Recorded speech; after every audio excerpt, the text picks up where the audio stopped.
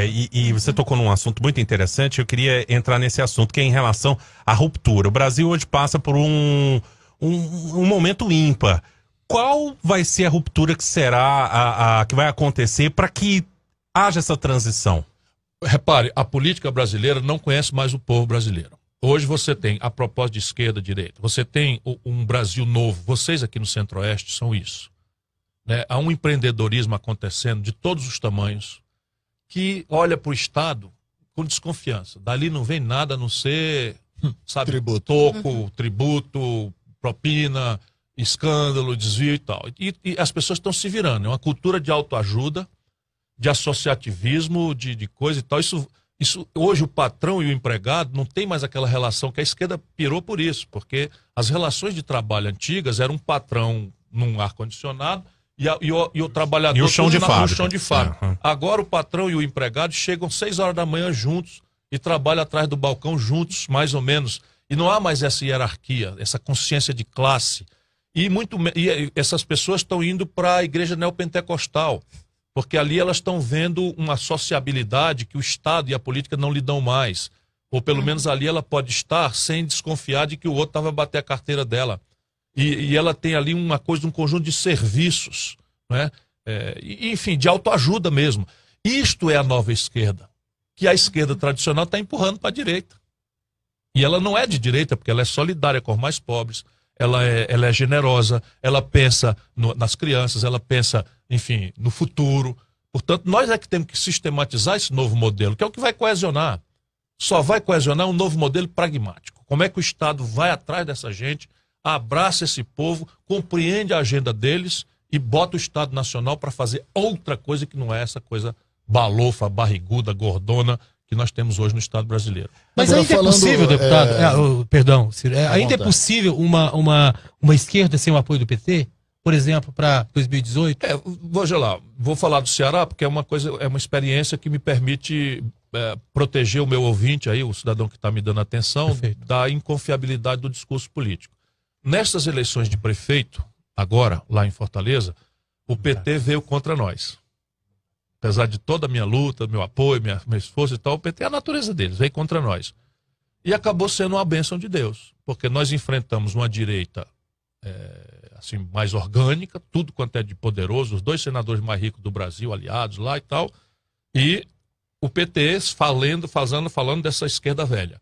Resultado, nosso candidato, que é um PhD em saúde pública, um cara maravilhoso, muito bom, já era prefeito, foi um dos poucos no Brasil que escapou na reeleição. E aí fomos para o segundo turno, com a direita, o PT ficou fora e simplesmente nós avaliamos e não aceitamos o apoio do PT. Vai ser assim em 2018?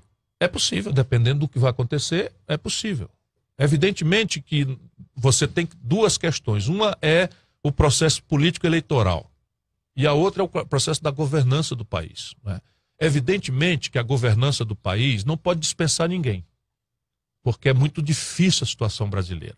Esse governo está quebrando o país. O buraco nas contas do governo brasileiro são os piores da história. A dívida pública está se aproximando de 4 trilhões de reais. Enfim, o desmantelo no país, você não tem ideia de como um cara como eu, que vive agarrado estudando essas coisas, está vivendo. Então, é preciso ter muita humildade para saber que quem for para lá vai passar o pão que o diabo amassou. E isso pode não ser tão grave se a gente conseguir coesão na sociedade. Não é negócio de acordo em Brasília para evitar CPI e para passar reeleição ou para projetinho de poder. E aí tem que botar o povo na jogada. Professor... Pois é, e essa desconfiança do governo que você se referiu, e essa história de botar o povo na jogada, como é que faz? Assim, eu queria falar sobre as manifestações, né? De 2003 para cá, a gente viu muito povo na rua, tanto de um lado quanto de outro, fazendo passeatas a favor e contra isso ou aquilo, e de repente isso refluiu. Refluiu por quê? Porque as pessoas viram que tanto faz elas irem para a rua como não, ninguém respeita. O estamento político tá de costas para a sociedade brasileira, e hoje o predominante no nosso povo, se o meu sentimento é correto, é uma espécie de pré-depressão. Sabe? É quase uma coisa depressiva mesmo, porque quando o cara perde o abstrato, perde o ideal de que existe um ambiente ali onde ele pode depositar a raiva dele, e que alguém transmite essa raiva e respeita essa raiva e toma atitudes em relação a essa raiva, a política vai se aperfeiçoando. Ou quando ele tem uma aspiração, um desejo e aquilo se transforma numa promessa, numa esperança, isso tudo está meio que estrangulado no país hoje. Não é? É preciso que a gente faça isso agora no passo adiante, que é a democratização da decisão. E a Constituição brasileira prevê isso há muito tempo. A nossa elite é que tem horror a essa ideia. Eles vivem falando contra a corrupção, mas a nossa elite é corrupta. Ela que quer que o jogo político se confine naquela meia dúzia ali dentro, porque ali dá para comprar, dá para subornar, dá para, enfim, para chantagear e tal. Eu estou falando de plebiscitos e referendos. Então, nas grandes questões do país, não tem mais sentido modernamente, século XXI.